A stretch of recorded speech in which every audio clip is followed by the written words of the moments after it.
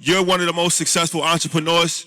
Our coach is one of the most successful entrepreneurs in the world, but everybody has mistakes and failures, right? So my first question is, what's one financial mistake you made in business that you learned from or might have been painful?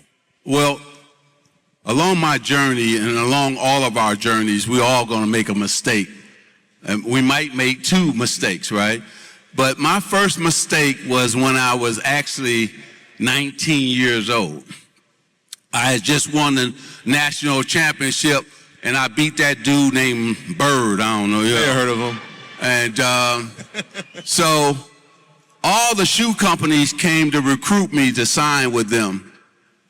And this is why this conference is so important, because Converse offered me the most money. And so when you black and you broke, you take the most money, right? And so I decided to go with Converse. But Phil Knight came in and he said, I can't offer you the same amount of money as Converse, but I can give you something called stock.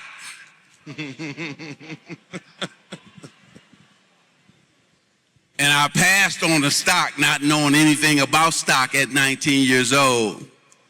You know how much money 46 years later that stock would be worth today? $1.5 billion. Ooh.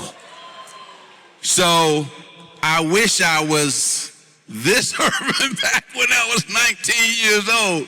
But let me just say to all of us, make sure we educate ourselves about equity, about stock.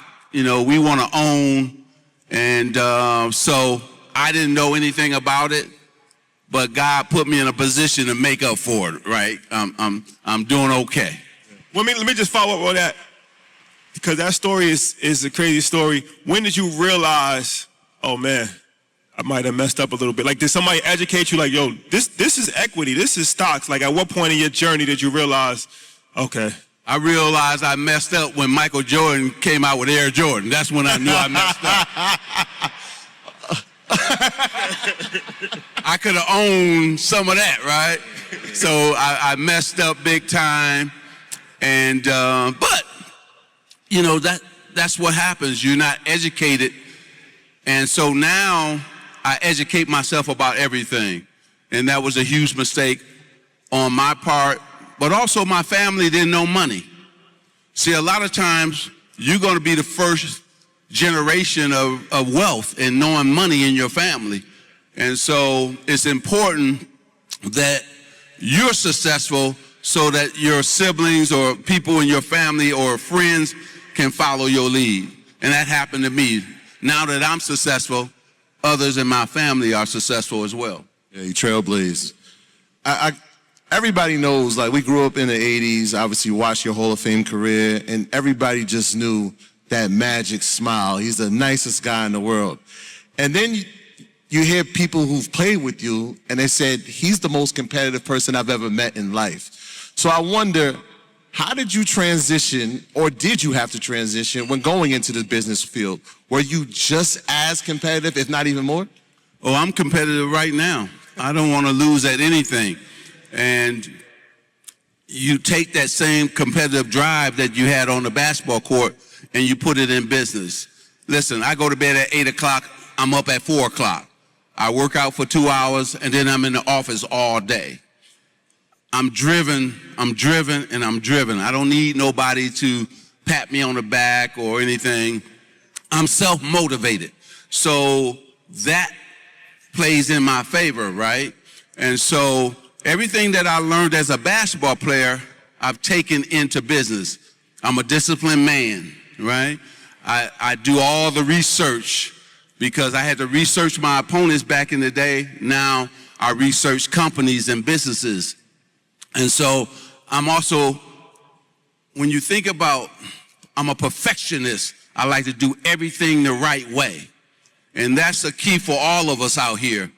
The way you're going to grow your brand and keep your brand, you got to be particular about what you let come in, right?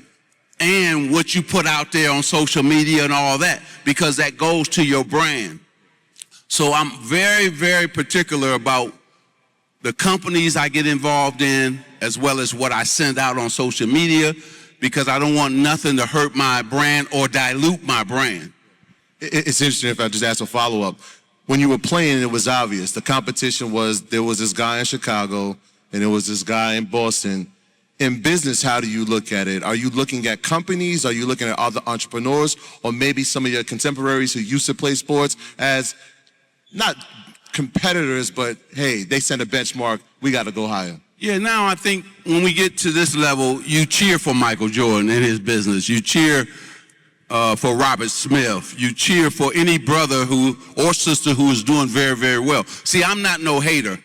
I cheer for them, and then I also try to learn from them. If they got something that'll help me be successful, I'm going to steal it, take it, and grab it, right? And put it into my business. So what we need to do is really, I saw Bob Johnson change the landscape, right? And so when I saw Bob do BET, that really inspired me to really say, I want to be like Bob Johnson. But at the same time I said it, I also want to go past Bob Johnson, right? In my own mind, I was saying that, right? And so I always look at success of black people and say, wow, that's wonderful. And also, how did they get there? What road did they take? And if I can learn from them, whether that from their success or their mistakes, I'm going to get up under them and try to do just that.